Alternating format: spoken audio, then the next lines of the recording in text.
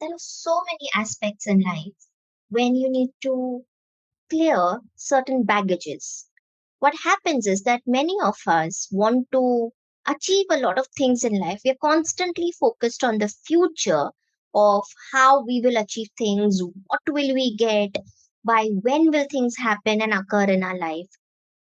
But there is actually a deeper work, which is called as the depth work. When you do an inner depth work, you actually get to know where all of these blockages, whether it is wanting to achieve something in life, or if it is a money block, or even if it is about a relationship, where is the origin coming from? Where is it actually originating from? Now, it could be originating from your own mindset, your own behavior. So, there are three aspects that I usually talk about in my workshops, and one of them is the DNA imprint, which means it's a family matrix which has originated and at some point of time in some ancestor would have had a poverty consciousness or a relationship challenge or a kind of a struggle where they have not resolved certain issues. Now, there are certain aspects, good or bad, which are passed on through our lineage to us. It's a possibly a gift given to us. It could be positive, it could be negative. Usually, I tell people do not talk about the lineage aspect in terms of positive legacy or negative legacy. A legacy is legacy.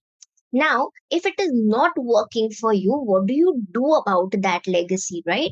You need to shift it, you need to change it, you need to rewire it, you need to rescript it, you need to realign to a new way of thinking, to a new conceptual ability to shift things in life. Most of us, if you see, so one is the DNA imprint, or the second is the memes, the thought process that has got passed on from generation after generation, and which brings you to the present thought process, which is why you are the way you are, why you are thinking the way you are thinking.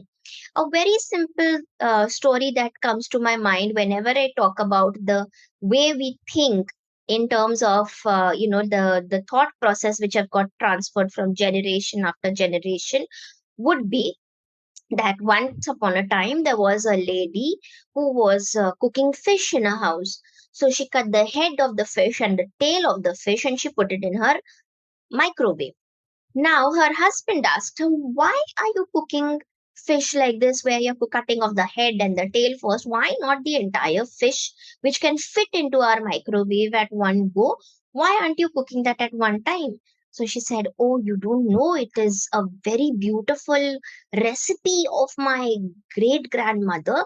And when I cook the fish like this, it comes out amazingly tasty. So he said, okay. And she said that this has been passed on from my mother's side, and my mother also cooks fish in the same manner. So one day, the couple go to visit their, the lady's mother, and her husband is observing that the mother-in-law is cooking fish today. So he asks her, okay, so you're cooking fish today. What is your main secret ingredient that you think that makes the fish really, really tasty? So she said, my mother passed on this beautiful recipe to me in which you have to cut the head first and the tail first and then cook the entire fish. So he was like, okay, but you have a big oven where the fish can all go in together. So she says, but that is the secret because of which the fish turns out to be very, very tasty. So finally, they go to visit the great grandmother, and this person, this husband of this great granddaughter, asks the grandmother, grandmother, how do you make your fish? She looks at him and she says, he asks her, is there a secret ingredient? So she turns around and she asks him, well, absolutely not. There is just a recipe, like every regular fish recipe. This is also made out of a recipe. So he says, did you pass on a secret ingredient to your daughter and your great granddaughter? So she says, absolutely not. So then in turn he asks her that, don't you cut the head of the fish and the tail of the fish and then you cook that fish and it turns out to be really, really tasty? So she says, well, I used to do that when my daughter was really young, and that is because I had a very small oven. But today I have a bigger one, so I don't need to do that anymore. And that's when, he realized that this is just a meme, a communication which has an ideology which a person has just seen and adopted without actually questioning why they are doing certain things in their life. Now, very similarly, throughout our cultures, we would have been, transferring a lot of information, which have not been questioned why certain people need to behave in a certain manner, or why men have to behave in a certain manner, why women have to behave in a certain manner. Now, this has got accumulated in our system.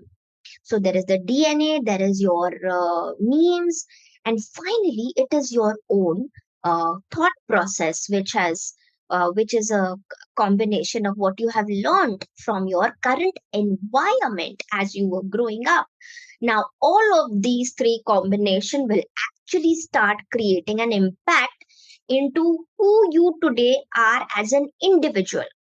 So, even though the past is not equivalent to the future, but your internal mechanism, which has eventually come from decades to make you who you really are today, will impact how you respond to a situation, how you will behave in a situation, how you will react in a situation, and also how you will manifest things in your life. If you come from a space of lack of abundance, which means that you do not have enough in your life and you're constantly thinking, life is a struggle, this is a struggle, I'm still struggling, that thought process comes to you either from your environment or through a meme or through your legacy. Now, there is obviously a good part of things also which come to your legacy, just like these thought processes which have also come down from you. Now, what do you do about these thought process? The most easiest, simplest answer is one, recognize what this pattern is which has been transferred from your mom, your father, whichever area of your life is blocked. See if it is a recurring pattern which is from your father or your mother. And if it is from your father, then is it from their ancestor and their ancestor and their great grandparents? Or if it is from your mother, if it is from their great grandparents, you need to check that. And if you can write it down, write that down and notice your pattern. Once you have noticed that pattern, two, what you can do is actually go and sit in meditation and resolve these issues at the meditative level. And I hope that you continue watching these videos more so that I can give you more updates on as I'm channeling the information that comes to me from my spirit guides and from my ancestors on how to heal your current and your present state by changing the mindset which has come, or the blockages and the behaviors that have been come over a period of your legacy, which is your DNA or your own environment, or even through the memes that are around. So follow me more for more updates and more information on your legacy. And today I just thought that it is a beautiful period of time where a lot of planetary changes and shifts are happening. And it's the best time to resolve all your issues, especially we are coming to the end of the year. And it would create a massive impact, not just for yourself, but also seven generations past and seven generations future.